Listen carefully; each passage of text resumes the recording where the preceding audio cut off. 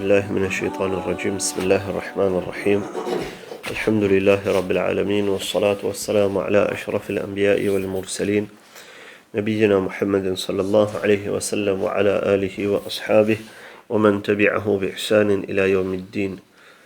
Allahun Azza wa Jalla falenderojmë, falen dhe ndihmën vetëm prej Tij e kërkojmë, paqja dhe bekimi i Allahut qofshin mbi pejgamberin ton Muhammedin sallallahu alaihi wasallam, familjen e tij të pastër të ndershme, shokët e tij të drejtë dhe besnik, dhe gjithë ata që rrugën e tij e pasojnë deri në ditën e gjykimit. Të dashur vëllezër, jemi duke folë për jetën e pejgamberit ton Muhammedit sallallahu alaihi wasallam, më të dashurit njeriu për ne dhe krijesës më dashur tek Allahu Azza wa Jall. Jeta e tij, jeta e cilit pra ka qenë përplot mësime për gjithë njerëzimin, e veçanërisht për muslimanë dhe ata që i nënshtrohen Allahut Azza wa Jall. Jeta e tij është mësim për çdo kan që dëshiron me arrit kënaqësinë e Allahut fuqiplot dhe me arrit xhenetet e tij dhe shpërblimin në botën tjetër. Prandaj secili njeri duhet ti caktoj prioritetet e tij dhe ta përcaktoj vetveten se për ku është nis dhe çka synon të arrijë në jetën pas vdekjes. E në bazë të synimit të tij pasaj të punoj. Nëse dikush synon që të arrijë gradat e larta në xhenetin e Allahut Azza wa Jalla dhe të arrijë gradat e larta të imanit dhe besimit, atëherë nuk ka mundësi që të arrijë një gjë të tillë përpa e ndjek rrugën e pejgamberit sallallahu alaihi wasallam. Prandaj duhet mësuar jetën e tij, sepse pa kët nuk e njohim pastaj personalitetin e tij dhe dëbamat e tij, veprimet e kështu me radhë dhe sakrificat dhe gjithë ato farë mundime që ai i përjetoi në rrugt të Allahut Azza wa Jall. Prandaj është e nevojshme për çdo musliman që fillimisht ta mësoj për veten e tij, pastaj të tjerëve, jetën e pejgamberit sallallahu alaihi wasallam deri në detajet më të mundshme që mundet me arrit. Ne kemi gjatë këtij rrugtimi ton tash 100 takime. Sot do thot alhamdulillah është takimi i 100 në rrugtimin ton me sirën e biografinë e pejgamberit sallallahu alaihi wasallam. Do thot në këtë rrugtim kemi arrit sot deri tek çlirimi i Mekës, deri tek çlirimi i madh i shtëpisë së shenjtë, ku pejgamberi sallallahu alaihi wasallam me këtë veprim i bëni që muslimant të bëhen faktor i fuqishëm dhe faktor i rëndësishëm në Gjeziren Arabe veçanërisht, por pastaj edhe në komplet botën e atëhershme. Dhe në ditën e çlirimit pejgamberit sallallahu alaihi wasallam e mbajti një ligjerim, një khutbe para muslimanëve, dhe ajo khutbe u transmetu dhe u përcjell brez pas brezi për 1400 vite dhe fal Allahut fuqiplot na ka arritë edhe neve sot këtu. Një pjesë të kësaj khutbe kemi përmend në takimin ton të kalum, e sot do të flasim edhe pjesën e dytë të khutbes së pejgamberit sallallahu alaihi wasallam në ditën e çlirimit të Mekës. Kjo khutbe përmbajti këshilla të shumta edhe dispozita sheriatike që pejgamberi sallallahu alaihi wasallam deshte me ia bë qartë Mekasve musliman të ri, të cilët do thotë të ri shtazi kishin hyrë tash në Islam, dhe deshte me ia bë të qartë se në çka thirr feja Allahut fuqiplot dhe në çka thirr Islami. Dhe me këtë khutbe po ashtu ja u përçoi një mesazh tjetër që çdo gjë që ka të bëjë me xahiljetin, çdo gjë që ka të bëjë me ignorancën, atëherë duhet të lihet mbrapa. Muslimani kur e hap fletën e re të jetës së tij, pra kur të hyn në Islam, pastaj duhet me kuptu, duhet me qenë i vetëdijshëm që tashmë ka filluar një jetë e re për mu. Edhe çdo gjë që nuk është në përputhje me Islamin, njeri duhet ta reformoj, duhet ta ndroj. E këto do thot ky është një prej mesazheve të pejgamberit sallallahu alaihi wasallam për gjatë hutbes së tij. Pas asaj që përmendëm do thot në takimin e kalum, pejgamberi sallallahu alaihi wasallam ndër të tjerash ju tha muslimanëve: "Fa inna a'da an-nasi 'ala Allahi man qatala fil haram, aw qatala ghayra qatilihi, aw qatala bi dhuhulil jahiliyya." Tha, njeriu më i armiqësuar ndaj Allahut fuqiplot, njeriu më i urryer tek Allahu fuqiplot, është ai që derdh gjakë dhe vret në harem. Do thot në vendin e shenjtë ku ish xhamia e Qabës. Pra në Mekë, brenda kufive të Mekës.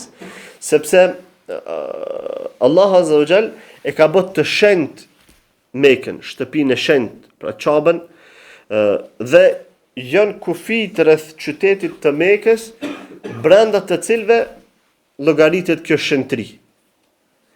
Dhe aty pastaj vlen rregulla të tjera, dispozita të tjera. Një prej dispozitave do të thotë shumë strikte është edhe derdhja e gjakut. Edhe kanë ndaluar pra dhe një gjë e tillë konsiderohet mëkat i madh.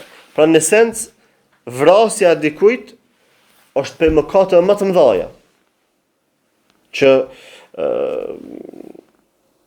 njeriu i tillë e meriton një dënim të gjatë në zjarrin e xhehenamit. Edhe i tillë i pritet që më qenë për atyre të fundit çka dalën për zjarrin e xhehenamit.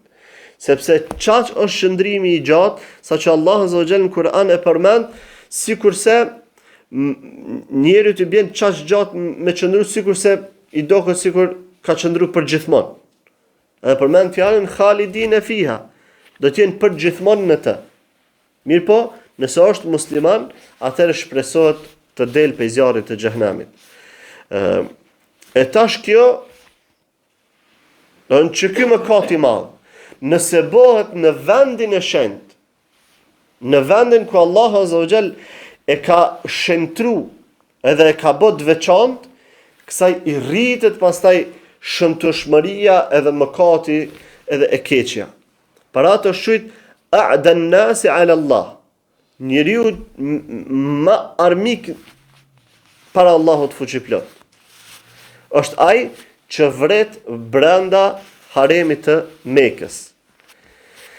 Pastaj vazhdon thot au qatala ghayra qatilihi, që hyn do thot në çet normë, është edhe ai i cili e vret dika që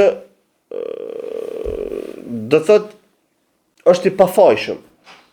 Qatala ghayra qatilihi i bjen do thot me sikurse që shbajnë të na që marrin hak, nuk shkojnë me myt atë vrasësin, po e vrasin dikon prej familjes tij. Çtu hyn do thot ky veprim, në çet fjalë, qatala ghayra qatilihi. E myt dikon me të patë drejtë. E myt dikon do thot që nuk ka faj, sepse sheriatikisht nuk lejohet me myt një krijesë, nuk lejohet me myt një njeri përveç aty ku Allah Azza wa Jalla ka leju. Cilat janë do thot rastet kur e ka leju, është do thot lufta, ku njerëzit janë në luftë, atëherë kondo që njeriu e takon për armiqve e vret. Pastaj edhe rastet e hakmarrjes, të cilat i kryen sheriati islam, kur ekzekuton një person që e ka vrarë dikon tjetër. Edhe rastet sikurse do thot që i ka përcaktuar me sheriat si dënime, rastet e zinos, rastet e alkoolit e kështu me radhë, edhe ato do thot janë të lejume, ama i kryen ekzekutivi shtetëror. Kurse në çdo rrethon tjetër nuk lejohet me myt personin. Nuk lejohet. Pa marrë parasysh kush është, nuk lejohet me myt personin. E sidomos do thotë në ato raste kur që është e përmendur, kur dorasi nuk vritet, po vritet një i afërm i tij për të nxjerr hap. Sepse disa njerëz gjykojnë me emocionet e tyre, edhe i natin që kanë, thotë ky ma ka djeg, me thonë ashtu kushtimisht loçkën e zemrës, tash unë me myt këto, ky po shkon si fatbardh, do thotë ky s'ponin as mërzi as kurrë. Tash unë shkoj ja djegi këtij na loçkën, çush ma ka djeg ky mu. Shkon ja vret një fëmijë tina ose një prind ose një vlla ose dikon që le ta ndjenë ky dhimbtin që kam di unë. E ky edhe pse do thot po e bën këtë si hakmarrje, në këtë rast pra llogaritet një prej mëkateve të mëdha. Pastaj thot au qatala bi dhuhul al jahiliya. Ose thot shkon e vret dikon me armiqësi të jahiljetit. Me armiqësi të jahiljetit. Nëse do thot kjo i ka dy skenare. Nëse dikush mes dy persona ka pas një grindje, një armiqësi para se me u bë musliman, e tani kur bëhen dytë musliman, hala vazhdojnë me pas armiqësinë mes veti, edhe çohet njëri e vret tjetrin. E kjo do të thonë është prej mëkateve të rënda. Edhe skenari i dytë është kur të dytë janë në islam, mirë po kapën në mesveti me motive të xahiljetit. Kapën në mesveti me motive të xahiljetit. Do thotë motive të xahiljetit mu kap me të shame për shembull të prejardhjes. Sikurse që ndodh të një ose për mexh ose për gjana të këtilla, kapën mes veti grindën edhe tani vjen puna deri te vrasja. E këto do thotë janë motive të xahiljetit. Prandaj pejgamberi sallallahu alaihi wasallam atë ditë ju ka treguar muslimanëve që një gjë e tillë nuk lejohet në islam. Këto më apo të qartë do thotë muslimanëve të ri të Mekës, të cilët i kanë pas do thotë këto, më thon kushtimisht tradita. I kanë pas. Edhe ju ka treguar do thotë që ato armiqësi që kanë qenë deri sot të xahiljetit përfundojnë me kaç. Do thotë ky është Islami ku ndoshta në xahiljet dy persona kanë mujt me pas hasmëri mes veti, po kur hyn në Islam atëherë bëhen vëllezër në mes veti. Pastaj vazhdon thot la di'wata fil Islam dhahaba amru al-jahiliyya al-walad lil-firashi wa lil-ahir al-athlab. Ka thënë nuk ka pretendim të genealogjisë në Islam. Di'wa me përkthy bukfalisht i bjen pretendim. Mirë po kuptimisht e ka kuptimin kur dikush e bën një pretendim për genealogjinë e dikujt. Për genealogjinë e një personi, një fëmije. E kjo pastaj është do të thotë si kuptim është shumë i gjanë. Përputhet do të thotë me hadithet e tjera që pejgamberi sallallahu alaihi wasallam e ka përmendur se kush thirret në një jo në përkatësinë e babës vet, po në një përkatësi tjetër, ka thënë ky ka bë kufër të vogël. Mëkat të madh i cili llogaritet kufër i vogël. Nuk e çet njën pe dinit, mi po është kufër i vogël. Ai i cili thirr në një përkatësi tjetër përveç përkatësisë prindërore, babës vet që ka.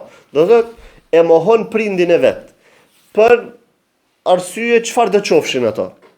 Qof domethënë se po lakmon në përkatësinë e dikujt tjetër, për ndonjë interes dunjas, ose do thotë në rastet kur njeriu njihet në siklet me përkatësinë e prindit vet që ka, do thotë i vjen marrë pe prindit vet, edhe mundohet kur ta pyesin njerëz dikun a je, se përmend emrin e babës hiç, ta zëm shkon për emrin e gjyshit. Thotë jam i filanit. Pse? Se i vjen marrë me përmend emrin e babës me treguj kuna është. E këto Islami e ka ndalu. Edhe e njëjta ndalesë hyn edhe këtu. La di'wata fil Islam. Ose dikush për interesat caktuar, për shembull për rregullim të dokumenteve për me dal jashtë, e ka një tafër jashtë, një axh, një daj, një dikon, shkon shkruhet që gjëja se është i biri tina. Që me shkruaj në dokumentet ose ka benefite të caktuara nëse shkruhet si i biri i filanit, kjo është haram e ndaluar në Islam. Prandaj njeriu duhet me pas kujdes. Pastaj këtu hyn edhe ndalesat që kanë ardhur rreth birësimit. Kur personi e birëson një fëmijë të huaj. E birësimi dihet që në Islam është i ndaluar. Që me thirr dikon në emën të një babe tjetër. Mundet njëri me marr jetimat në mbikëqyrje, kjo është vepër e mirë, e lavdruar, që mos të keq kuptohet, do thotë senet se me menu dikush që çush s'po bëj ka as banon në një jetim me shku me marr më kujdes për të. Po, lejohet, më kujdes për jetimin. S'pish po. Amo me birsu ato s'ban. Tani ai më çujt më filani i biri filanit, sikur më kanë fëmia jote. Kjo nuk lejohet në Islam. Do të më thirr në emën të babës së vet, filani i biri filanit te baba i vet origjinal, e nëse nuk i dihet baba i vet, atëherë do të më thirr në emën me një do të thotë sifat që mundet mu dalluj kush është si person. Të dhehebe emrul gjahilije. Traditat e gjahilietit thotë janë kry me kaq. Nuk ka da'wa në Islam, janë kry traditat e gjahilietit. Nuk ka më traditat e gjahilietit.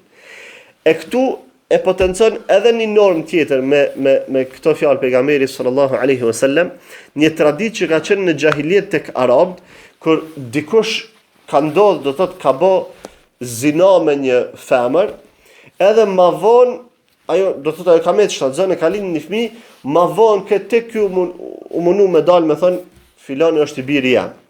Do thonë ai fëmia ka bë pasoni ose u bë person me famë, me nam.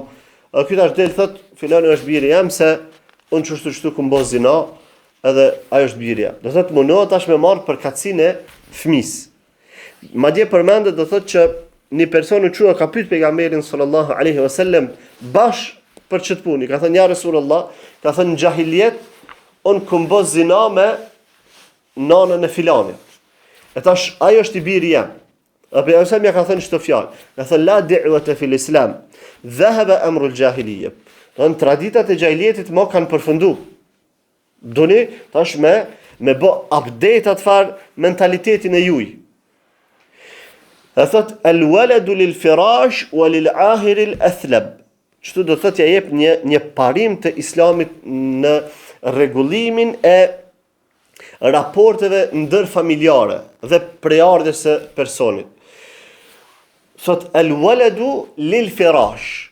Fëmia që lind i takon shtratit ku lind.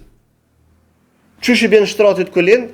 Çajo femër e cila e ka lind çat fëmijë do të më këqyr me kon është e martume sheriatikisht. Me kon ka do të thot kunor. Edhe fëmia është i burrit të që ka do të thot me kunor legjitime. I çati është fëmia. Do të thotë po shpes si përngjon kërku hiç këtina, fëmia është i tij. Si që ka ndodh me Zam'an, do thotë ky ka qenë baballaku i pejgamberit sallallahu alaihi wasallam, baba i Saudas radhiyallahu ta'ala anha. Aja ka pas një djalë i cili i ka lind këtij pe një robreshës të vet. Mirë po, dikush ka pretendu që ky djali është i imi, sepse në gjahilietën ku bë zina me robreshën e këtij. Ama tash djali legjitim i Zam'as u çu ka thënë ja Rasulullah, ka thënë ky ka lind në shtratin e babës tim, në shtëpinë e babës tim, prandaj është vllavi jam. Edhe pejgamberi sallallahu alajhi wasallam ka gjyku, ka thënë ky është djali i Zam'as. është vllavi jot o i biri Zem'as. Ati tjetrit i ka thënë ti veç më largu. Mirë, po mas nej i ka thënë gruas vetë Saudas, ka thënë mbulohu para tij. Se në bazë të ngjashmërisë u ditë që ai s'është djali i Zem'as. Ama ka lind në shtëpi të Zem'as. U kryu më tash. Po kënena i ka thënë Saudas, ka thënë mbulohu prej tij se gjasat janë, me thënë kështu kushtimisht gjasat janë shumë të mëdha që ai s'është i vllau jot prej babës. Prandaj duhet më mbulu. Ama shariatikisht el waladu lil firash. Fëmia është i shtratit aty ku lind. Ndërsa thot lil ahiri el athlab. Kurse zinaçari thot i përket athlebi. E kanë pyet të pranishmit, kanë thënë, ja Rasulullah, kanë thënë, çka është el athlab? S'e kuptojnë këtë fjalë. Ka thënë el athlab është el hajar. Pra guri. Do thot zinaçarit i përket guri, që nuk kupton ose i përket humbja ose gurzimi, sepse shariatikisht nëse personi do thot i martuar dëshmohet që ka bërë zina, atëherë i tilli gurzohet. E kjo fjalë e ka vendosur do thot një parim që ja ka pomundsu njerëzve më me pretendu atërin e personave të caktuar. Pastaj do thot kanë lind për kësaj dispozita, norma të ndryshme, çka nëse njeriu do thot ulemaja pastaj rastet që kanë ndodhur në ummet dhe i kanë nxjerr do thot rregullat pe hadithit pejgamberit sallallahu alaihi wasallam në rastet kur personit i ndodh që bashkëshortja i tregon se ka bërë zina, e thot filan fëmia s'është joti. Çka do të më bëj në rastin e tillë? Në rastin e tillë kanë thënë burrit nuk i obligohet që me mohu atërin e fëmis. Përderisa ka qenë mundësia që ai fëmijë me qenë fëmijë i këtij nuk duhet me pranu një gjë të tillë.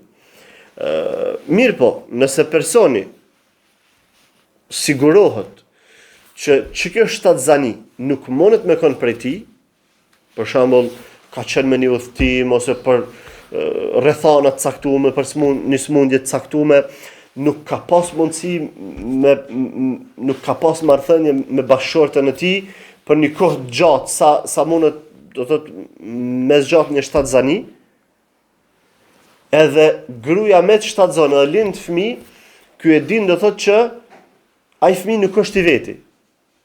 Ai fëmijë nuk është i veti. Atëherë duhet menjëherë në çastin e parë, si të ndodh kjo, menjëherë duhet me reagu me mohu atërin me li'an. Li'ani, çka është?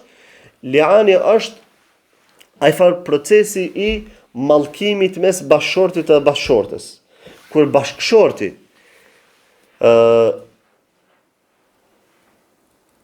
e nxen bashkëshortën e tij duke bërë zina, mirë po nuk ka dëshmitar që është me dëshmu, se shariatikisht do të mi pasaj 4 dëshmitar. Po s'ka dëshmitar që është me dëshmu, atëherë shariati ja ka leju Allahu azza wa jall veç bashkëshortit, jo dikujt tjetër. Jo me thonë për shembull tash vjen një person tjetër përveç bashkëshortit, tazëm i biri ose vllau e nxen femrën duke bë zina. Ati si lejohet tani liani. Veç bashkëshortit i lejohet liani. Nëse bashkëshorti e gjen bashkëshortën e tij në një vepër të tillë, po s'ka pastaj 4 dëshmitar me dëshmu, atëherë zbatohet liani. Edhe vjen para gjykatësit gruaja edhe burri edhe mallkojnë njëri tjetrin. E betohen Allahun azza wa jall. Thot mallkimi i Allahut qoftë mbi mu, nëse ai po thot vërtetën. Do thot femra. Mallkimi i Allahut qoftë mbi mu, nëse ai thot vërtetën. Mallkimi i Allahut qoftë mbi mu, nëse ai thot 5 herë. Bëhet mallkim. Çashtu një të burri, pastaj thot mallkimi i Allahut qoftë mbi mu, nëse un po gënjej 5 herë. Edhe kur e bëjnë kët, pastaj automatikisht ndahen. llogaritën të ndarë. Ndarje të përhershme, që nuk ka më bashkim. Te liani më nuk ka bashkim. Bashkim me thënë, pa ta shkelet martohet me dikën tjetër. Jo, te liani nuk ka më bashkim. Ndahen përjetësisht. Me ndarje të përhershme, edhe në atë rast do thotë personi e mohon atësin e ati fëmije. Sepse në bazë të këtij hadithit, la di'wata fil Islam, personit i obligohet kur është dëshmitar i një rasti të tillë, i obligohet pra që me bo lian. Kur është i sigurt që bashortja e tij e ka çet fëmijë që të shtatzani prej zinos, i obligohet me bo lian. Që mos marr punë ai fëmijë, mos thirr në emrin e tij. A njerëzit këtë me njoftë që ky është i biri filanit. E nëse masi të merr vesh, megjithatë nuk reagon, hesht, edhe kalon një periudhë kohore, atëherë ai e bëhet me shnet, mo nuk ka drejt mu çu me bo lian, me mohu atësinë e fëmisë. Por vazhdon ai fëmijë duke qenë i shtratit të tij, pra fëmijë i tij. E këtë normë pejgamberi sallallahu alaihi wasallam ja ka bot qartë me kasve edhe gjithë muslimanëve deri në kiamet se si qëndron puna. Pra el waladu lil firash, fëmia i përket shtratit legjitim, walil ahiri al athlab, ndërsa zinaçarit i takon guri. Pastaj vazhdon fjalët e pejgamberit sallallahu alaihi wasallam duke shpjeguar dispozita. Thot وفي الأصابع 10 وفي المواضح 5.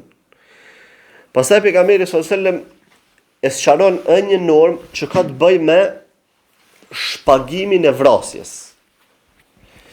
Mirë po, përderisa tek muslimanët ka qenë tek arabët ka qenë e qartë shpagimi i vrasjes së personit, cila ka qenë 100 deve.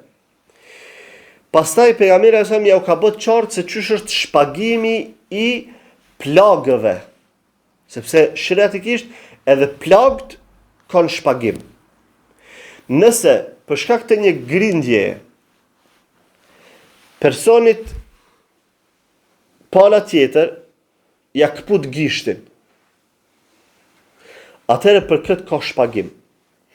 Nëse i shkakton ndonjë plag në kokën e tij, duke përfshi fytyrën, këtë komplet kokën, i shkakton ndonjë plag që arrin deri në asht, ku domethënë shihet bardhësia e ashtit, atëherë edhe në këtë ka shpagim. E këto dyja pejgamberi alayhis salam i sqaron në këtë hutbe, thot wa fil asabi'i 10. Thot për çdo gisht do të mu pagu nga 10 deve. Do të thot 10% i shpagimit të jetës së personit. 10% i shpagimit të jetës së personit. Ndërsa wa fil mawadihi, në plagët të cilat depërtojnë deri në asht, thot 5. Ipen 5 deve, që i bjen 5% i shumës totale të shpagimit. Pastaj ka domethënë hadithe të tjera të cilat e detajizojnë edhe llojet e tjera të plagëve, domethënë plaga e cila arrin e thënë edhe ashtin, plaga e cila e gërvish vetëm lëkurën, në rastin kur dikuna i kputet huna, sa do të më dhon, i kputet njëri vesh, sa do të më dhon, për njërin vesh i pët gjysma e shpagimit. Do thot pa ato gjymtyr që kanë vesh ka 2, për të i pët gjysma. Pra ja qarron njërin sy, duhet gjysma e shpagimit më dhon. Pastaj për dorë çashtu, për këmbë çashtu. Ndërsa për gishtrinje dhe për këto plagë të këtilla, pejgamberi ka sqaruar këtu. Kur e përkthejmë këto në ditën e sotit, me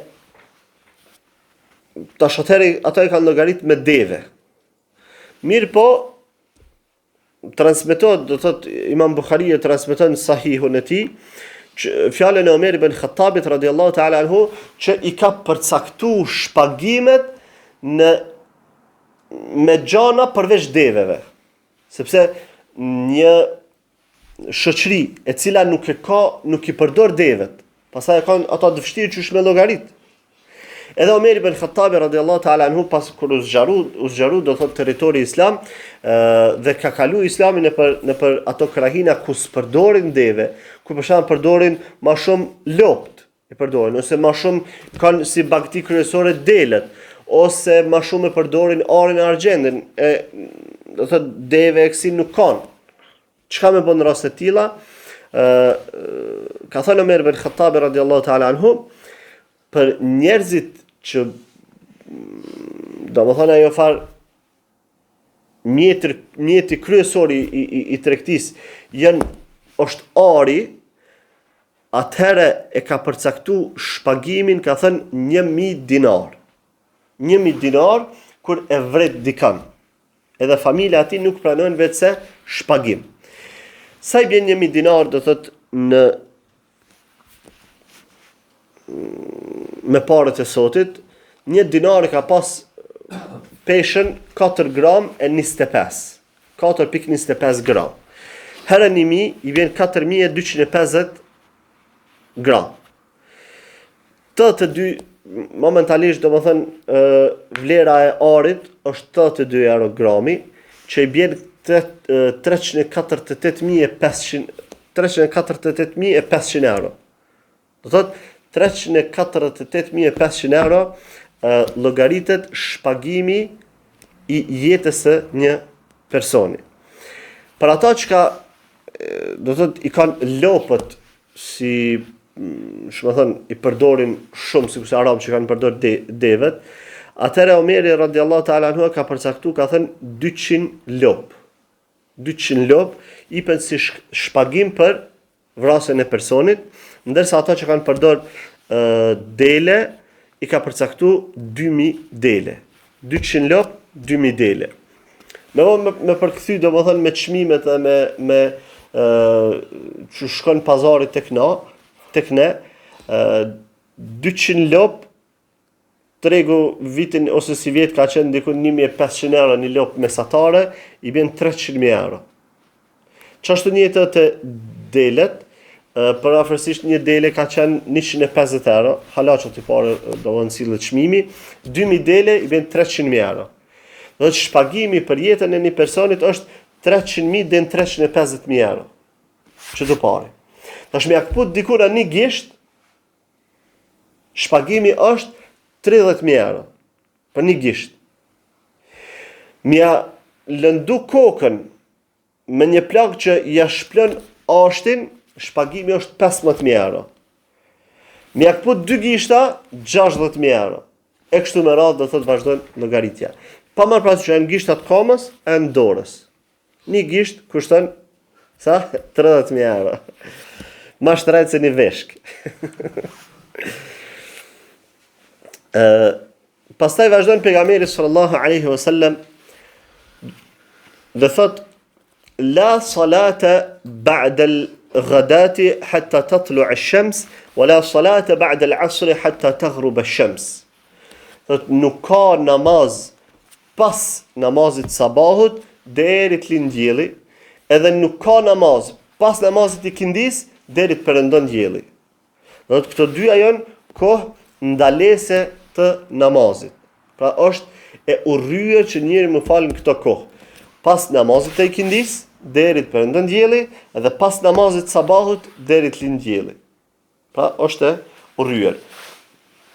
E këtë pejgamberi sallallahu alaihi wasallam ja u ka bët qartë atë ditë që njerëzit me kon në dije rreth punës së namazit. E gjitha këto këto dispozita që kanë këtu e kanë një karakteristikë se këto nuk ndodhen drejt për drejt në Kur'an. Mi po janë mirën dispozita prej hadithet pejgamberit sallallahu alaihi wasallam. E ata që i përkasin ideologjisë së Kur'anijunve, kuranistët, ata pastaj nuk kanë qysh me rregullu damat e këtilla. Nuk kanë çështë me rregullu dispozitat e këtilla. Sipas tyre çka do të më bë kur dikuna pa hiri gjun me alltia ja kaput gishtin, çka do të më bë? Ata s'kan kurrë argumenti, se në Kur'an nuk shkruan kjo. Nuk shkruan. Po, e ka sqaruar pejgamberi sallallahu alaihi wasallam. Ç'është njëjtë, për do të thotë faljen e namazit nafile mas farzit sabahut. A ban mu fal, as ban mu fal, ata s'din ç'a më thon. Se s'kan argument. E kjo mirët prej hadithet të pejgamberit sallallahu alaihi wasallam.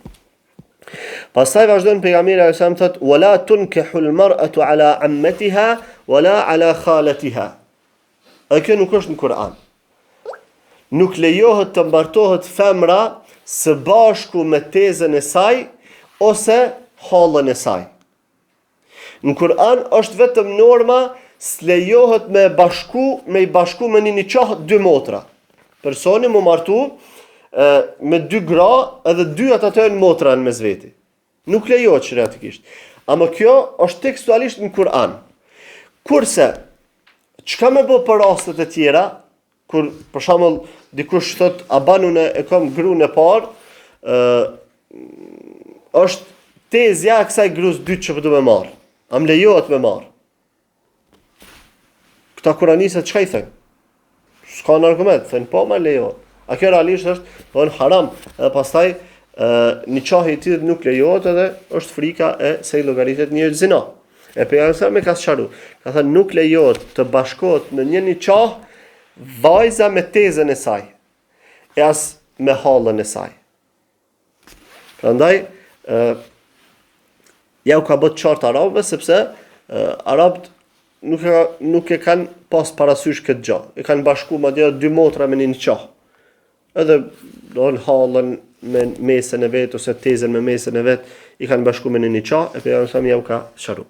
Thot wala yajuzu limra'atin 'atiyatun illa bi idhni zawjiha. Nuk i lejohet një femre me shpenzu pasuri përveç se me lejen e burrit të saj. Do me shpenzu pe pasurisë së burrit, kupton? Nuk i lejohet pa lejen e burrit, që ajo do thotë me marr pe pasurisë shtëpiake, qoftë për me dhënë sadaka, qoftë për me dhënë me ble diçka, nuk i lejohet përveç se me lejen e burrit.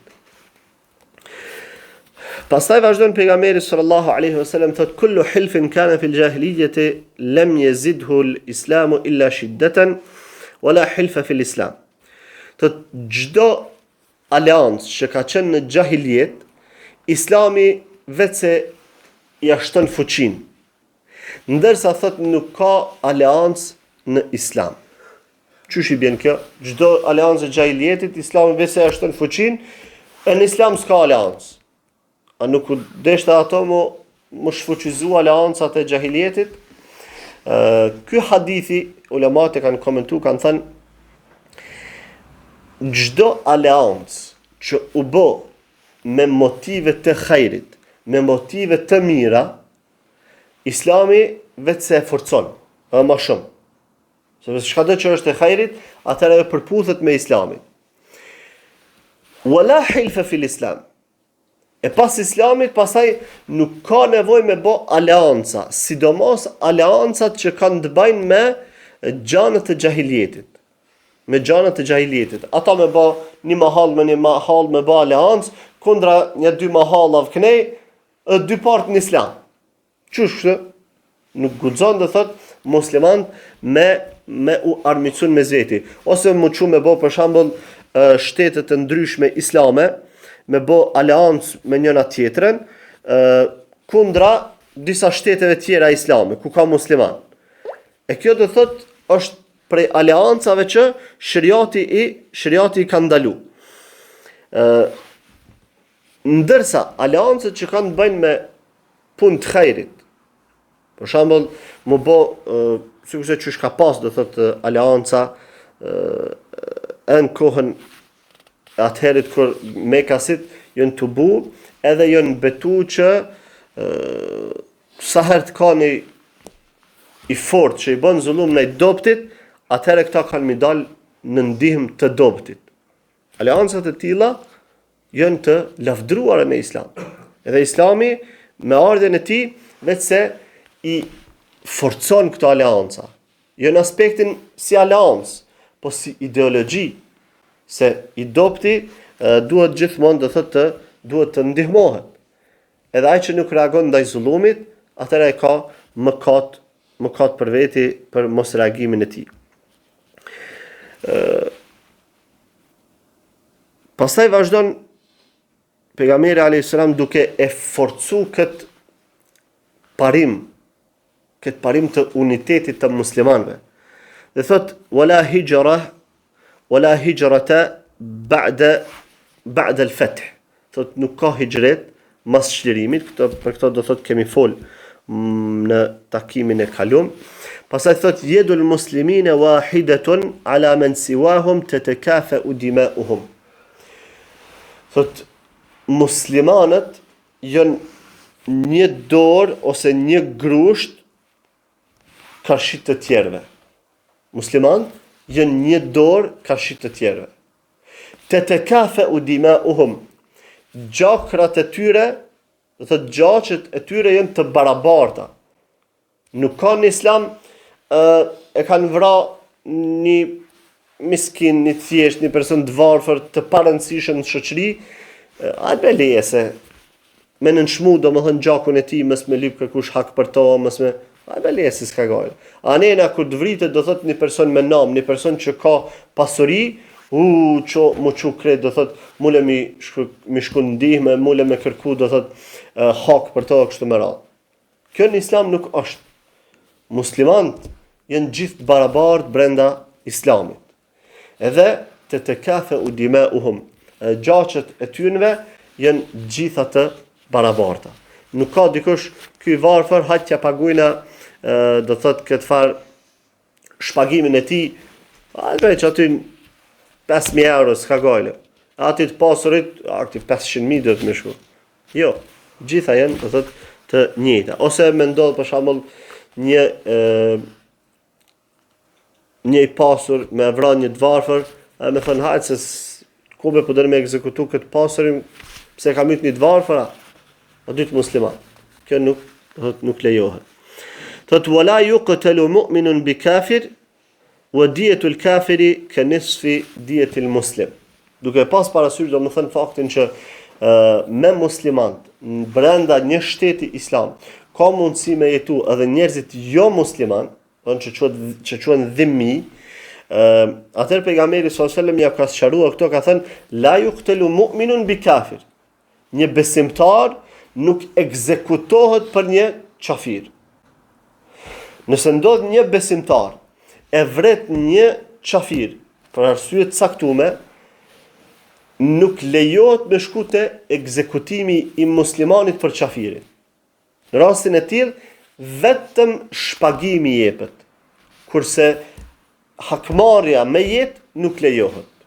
Sepse do thot shentria muslimanit, kashia muslimanit, do thot dallon. Edhe thot wa diyetul kafiri ka nisfu diyetil muslim, pra shpagimi i jo muslimanit është sa gjysma e shpagimit të muslimanit. Do thot na përmendëm, shpagimi i jetës muslimanit është tash këto llogaritë, me çfarë llogaritë që i bënëm 300.000. E kur shpaguhet jeta e një jo muslimani, për jetën e një jo muslimani do thot i pët gjysma e dijes, gjysma e shpagimit. Do thot prej 100 deve zbritet në 50 deve. Edhe prej 10 deve për një gisht zbritet në 5 deve për një gisht. E kështu më radhë. Pastaj thot ela wala shighara fil islam. Thot kine parasysh se nuk ka shighar në islam. Çka është shighar? Shighar është një lloj kontrate martesore ku eliminohet mehri që i jepet pra femrës duke bë një lloj ndrimi. Ky i thot unë ta jap çikën nëse ti ma jep motrën. Ose unë ta jap çikën nëse ma jep çikën. Ose unë ta jap motrën nëse ma jep motrën. Do thot e bën një ndrim edhe bjen mehri. Pa që ndrimin që pa bën e llogarit mehr. Unë ta jap motrën nëse ti ma jep çikën, as ka nevojë do thot me kontraktu mehrin. E kjo quhet shigar, kanë gjuhë arabët pra shigar. E këtë pejgamberi sallallahu alaihi wasallam ja u ka ndalu. Pastaj ka thënë wala jalaba wa tu'khadhu sadaqatuhum fi diyarihim. Ka thënë nuk lejohet al-janab, nuk lejohet al-jalab, sadakat thot do të më shku me marr atje te, jo sadakat po zakatin. Zakatin ka thënë do të më shku me marr te vani ku duhet. Me këtë ka deshtë me sqaru pejgamberi sallallahu alaihi wasallam që al-janab çka është? Janab është kur ai që e ka përgjegjësi me marrë zakatin, ata inkasantat me që kushtimisht të zakatit, kur kanë shku me o marrë zakatin njerëzve, nuk ju ka leju që tash këta me hi me një katon, edhe më nalë dikun në mes të katonit, edhe me thënë njerëzve, hajde, bjerëni do më thënë këtu, çka I kini bagtit të shohëm për me u marrë zakatin. Jo. Ose me çut dikon, tani kjo është el-jalab, e para ke janab që më thon njerëzve bjerni bagtit për me u marrë zakatin, ose ky tash mbledh si zakatit, me shkun ta zon me një katon, edhe me çut dikon më thon njerëzve që ose më u marr ato far bagtit me apru këti kimi vlerësu pastaj me nal zakatin. Këto I kanë ndalu, për ato ka thënë pastaj tu'khadhu sadaqatuhum min diyarihim. Pra mirët zakati nga shtëpitë e tyre. Do të më shkuaj inkasanti zakatit në shtëpi, janë gjë, sa lopi ka, sa dele I ka, edhe në bazë të llogaritjeve I thotë çka ç'ki më dhën, edhe ja merr. Do thotë. Edhe në format e tjera të zakatit. E këtë ka sqaruar pejgamberi sallallahu alajhi wasallam pa në këtë hutbë. Thot pastaj yujiru ala al-muslimina adnahum wa yaruddu ala al-muslimina aqsahum.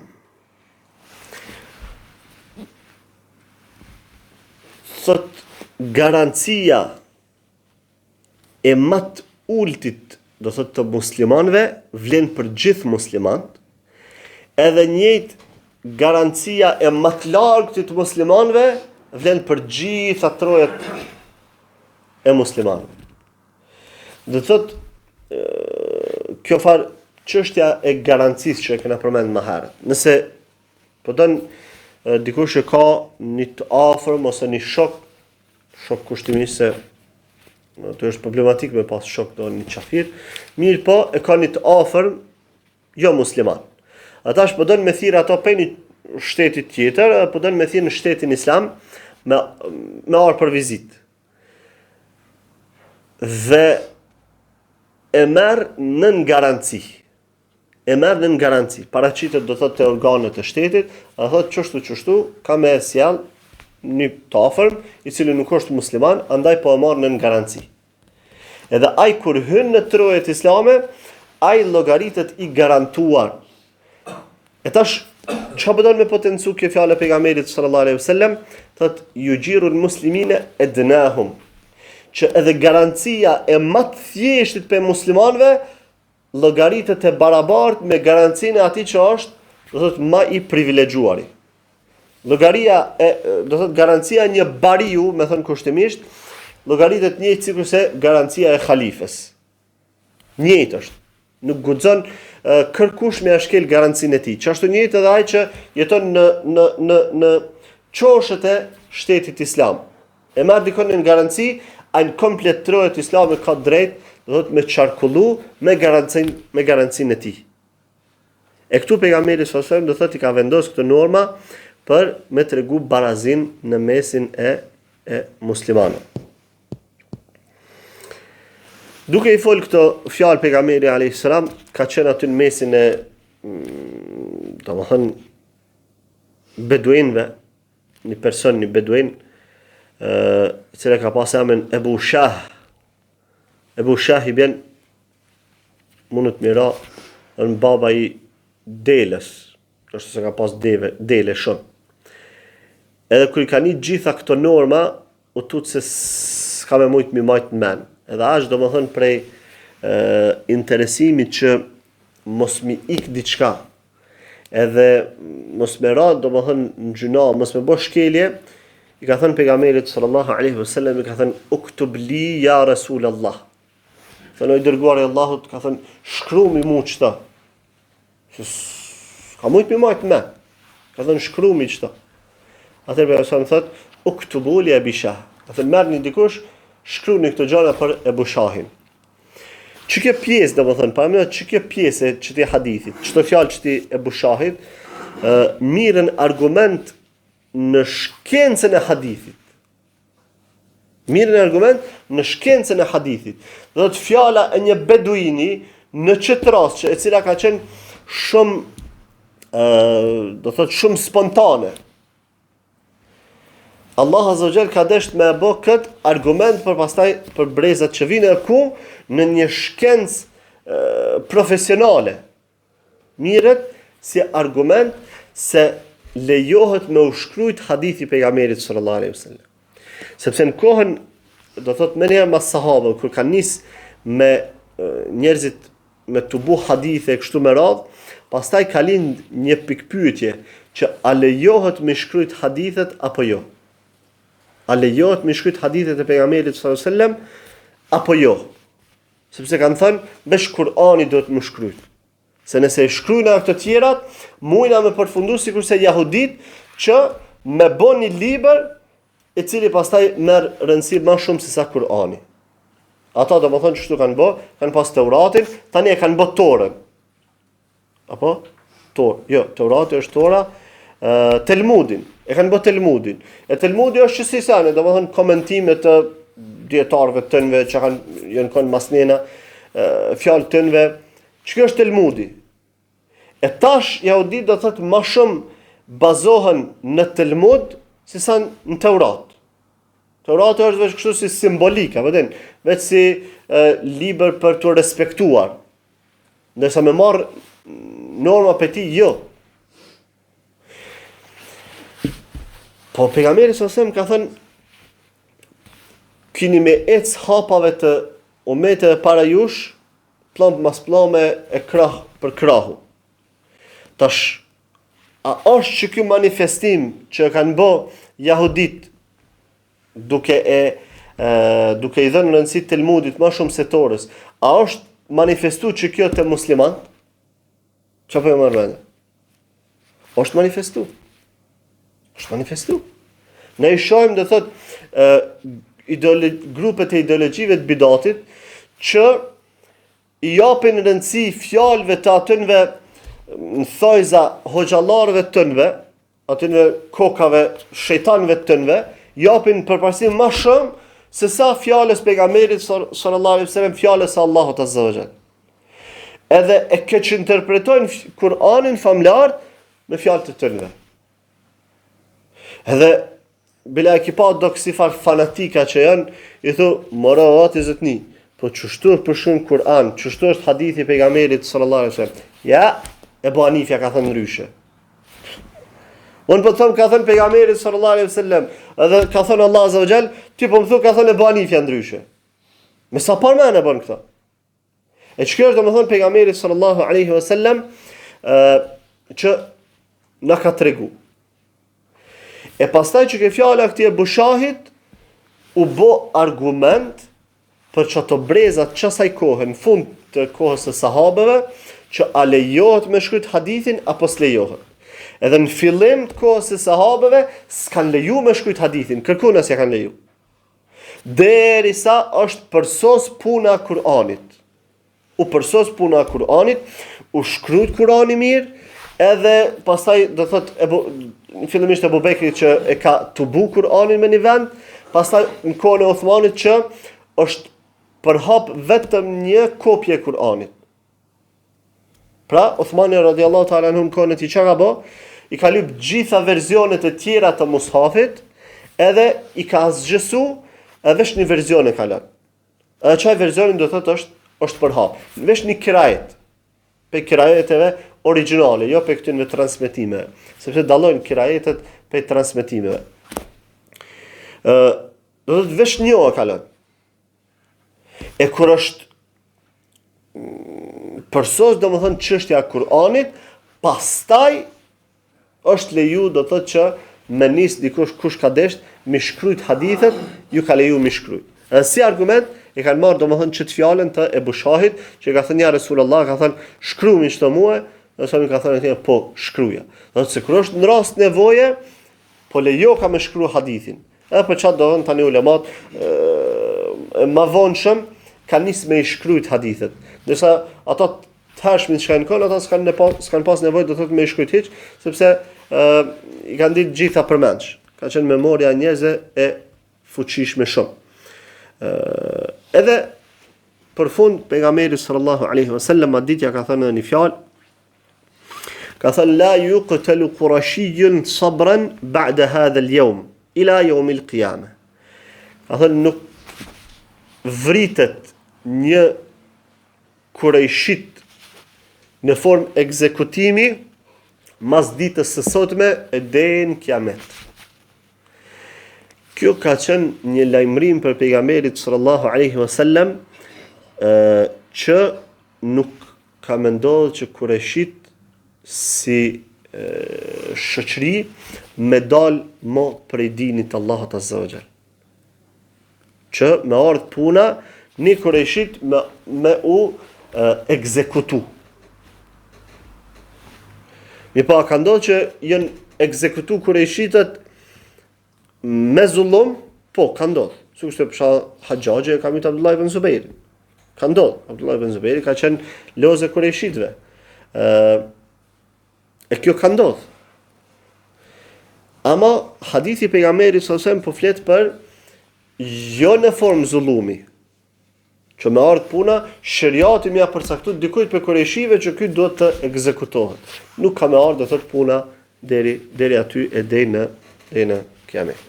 Pra kjo ka qenë khutbja e pejgamberit sallallahu alaihi wasallam atë ditë me çlirimin e Mekës, në të cilat pejgamberi alayhis salam ka përfshi norma të ndryshme shariatike se si duhet të funksionojë do të thotë shoqëria islame dhe duke potencu pra barazin mes tyre edhe duke i tregu do të thotë çfarë obligime kanë ndaj popujve të tjerë dhe në rregullimet e vendit të tyre.